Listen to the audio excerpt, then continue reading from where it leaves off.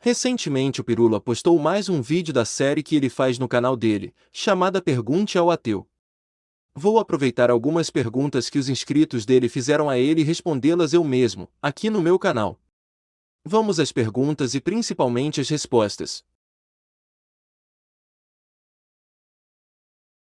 Como tu se sentiria em um estado ateu? Eu acho que me sentiria extremamente oprimido. Porque todas as tentativas de se criar um estado ateu até hoje foram desastrosas. Desastrosas no sentido humanitário. Qualquer regime totalitário inevitavelmente será desastroso, seja esse regime de inspiração religiosa ou ateísta. Tanto as teocracias quanto as tentativas de se criar um Estado socialista no qual o ateísmo é um dos acessórios, se revelaram extremamente sanguinárias e brutais. Qualquer regime que obrigue seus cidadãos a serem ateus ou religiosos seria indesejável, no meu ponto de vista. O que você acharia de existir uma punição e justiça pós-morte? Ético? É algo que te preocupa? Gostaria? Uma punição pós-morte mais parece uma projeção de nosso desejo de justiça do que necessariamente algo que tem algum lastro na realidade. Nunca tive o desejo de que algo assim existisse, sempre considerei a vida naturalmente injusta. Alguns se dão bem, outros se dão mal.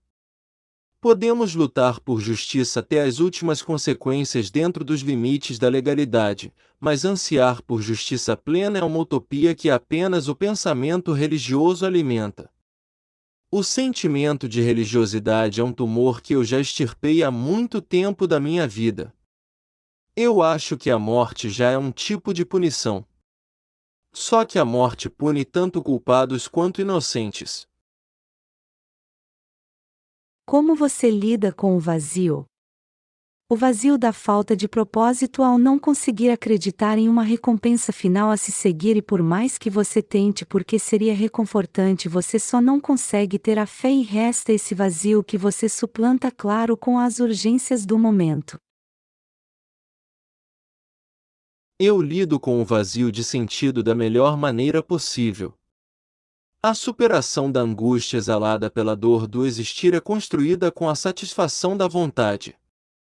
Se a felicidade é um conceito basicamente utópico, podemos almejar pelo menos o bem-estar, que é absolutamente diferente da felicidade e algo que se enquadra dentro das possibilidades humanas.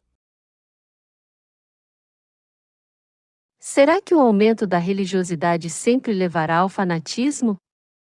Quanto mais religiosidade, mais ela considera que a fé dela é uma verdade absoluta, ou seja, mais intolerante ela pode ficar com outros tipos de religião, comportamentos e ao ateísmo.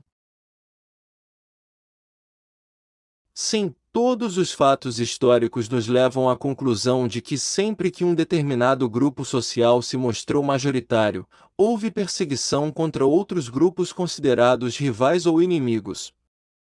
Acho que um dos papéis sociais mais importantes de quem se considera ateu ou agnóstico ou simplesmente alguém que preza pela democracia e que seja defensor da pluralidade de pensamento é a militância humanista e secularista, que tem como um dos principais objetivos a manutenção do Estado laico, sempre ameaçado quando uma maioria religiosa chega ao poder. Você sente falta de pedir ajuda a Deus? Como você contorna esse sentimento? Eu não sinto a menor falta de quando eu conversava sozinho pensando que conversava com uma entidade superior e invisível. Mesmo porque eu me lembro de que, quando eu nutria esse tipo de crença, nunca usei minha crença para fazer pedidos. Portanto, não tem como contornar algo que nunca fez parte da minha vida, mesmo quando eu me considerava religioso.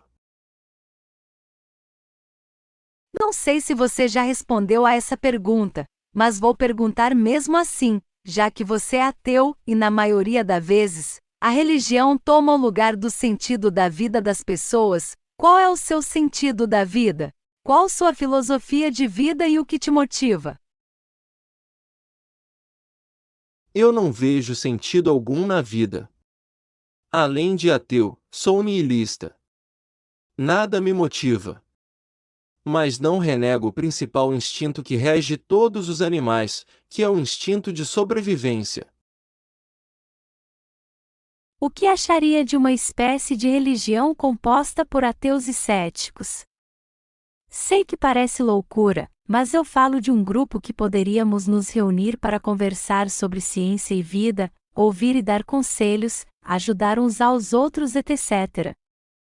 A rede de contatos que as religiões proporcionam são muito importantes para o psicológico e vejo que isso faz falta especialmente para mais jovens.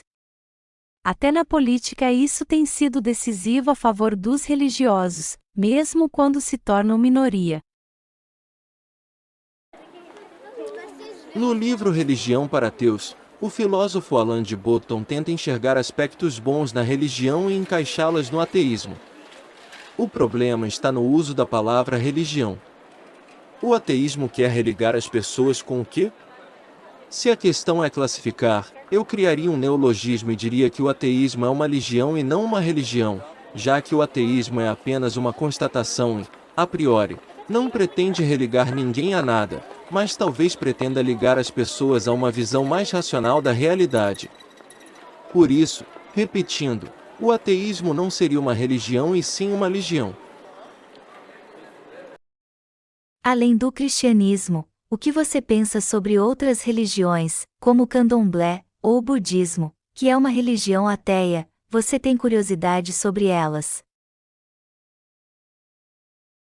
Eu conheço praticamente a maioria das religiões, seitas e crenças mais populares do Ocidente, algumas na prática. Posso não ter me aprofundado na maioria, mas conheço os rudimentos básicos das principais. O que me leva a rejeitar todas elas é o que as une, a crença em coisas sem comprovação. Mas, é claro, há muitos princípios doutrinários que se salvam. No budismo, por exemplo, há a constatação básica de que a existência é fundamentalmente sofrimento. O budismo oferece a superação do sofrimento da existência através do nirvana, um conceito que distancia um pouco o budismo do ateísmo. O que mais te conforta no ateísmo? O ateísmo não oferece conforto e nem desconforto. O ateísmo é apenas a constatação da realidade. Eu busco conforto e bem-estar nas coisas que me proporcionam prazer, como ler um bom livro ou ver um vídeo que me abasteça com diversão ou conhecimento.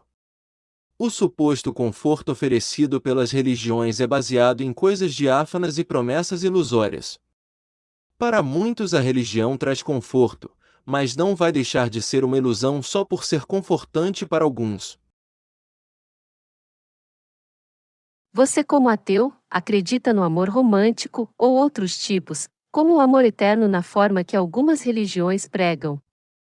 Tipo, que duas almas nasceram para ficarem juntas pelo resto da vida, mesmo se separarem, Deus uniu as duas para sempre, então mesmo que tenham outros relacionamentos, elas sempre estarão juntas. Só existe um verdadeiro amor nas nossas vidas? O amor romântico foi uma invenção de poetas do século XII. Resistiu até hoje pela tendência do ser humano de idealizar utopias e de tratar como concretos alguns conceitos que existem apenas no campo das ideias. O amor existe apenas como ideia. O que temos concretamente na natureza é o afeto entre alguns seres, principalmente entre os que compartilham a mesma carga genética. Isso ocorre, provavelmente, com propósitos evolutivos. E esse sentimento não é eterno, morre junto com os seres vivos. E também não é uma regra, já que há muitos casos de mães que rejeitam os filhos. No mundo animal, ficou famoso o caso do ursinho Knut, que se não tivesse sido salvo pelos tratadores do zoológico onde vivia, fatalmente teria sido morto pela própria mãe em 2006, na Alemanha. Quanto a almas gêmeas, é um conceito inventado por doutrinas espiritualistas.